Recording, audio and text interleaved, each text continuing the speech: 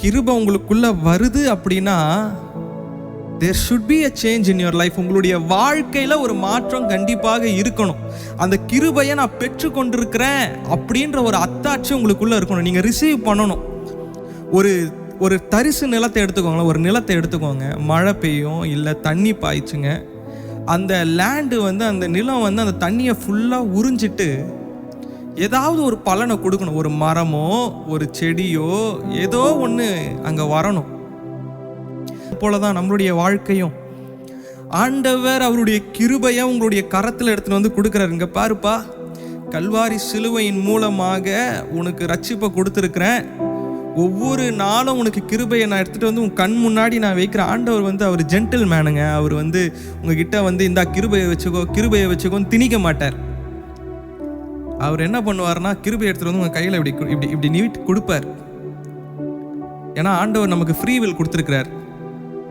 நம்ம கிட்ட டெசிஷன் மேக்கிங்கை கொடுத்துருக்கிறார். நாம சுயமாக யோசிக்கிறது தான். அப்போ நீங்கள் கிருபையை என்ன பண்ணணும்? பெற்றுக்கொள்ளணும். அப்போ தான் உங்களுடைய வாழ்க்கை மாறும். சில வேளையில் நீங்கள் யோசிக்கலாம், ஏன் என் வாழ்க்கை மாற மாட்டேங்குது, ஏன் என் வாழ்க்கை இப்படியே இருக்குது, ஏன் ஒரு சேஞ்ச் என்னால் பார்க்க முடியலை அப்படின்னா, நீங்கள் ஒன்று புரிஞ்சுக்கணும். கிருபையை நான் என்ன பண்ணல, யூஸ் பண்ணிக்கல, வேஸ்ட் பண்ணிட்டேன். அதை நான் விருதாவாய் விட்டுட்டேன். இங்கே பவுல் சொல்கிறார், நான் விருதா வாக்கலைங்க. அந்த கிருபையை நான் பெற்றுக்கொண்ட உடனே நான் அதுக்காக வேலை செய்ய ஆரம்பிச்சிட்டேன். எத்தனை பேர் சொல்ல முடியும், நான் கிருபையை ஆண்டவர் எனக்கு கொடுக்குறாரு, ஆனால் அநேக தரம் நான் அதை வேஸ்ட் பண்ணியிருக்கிறேன்.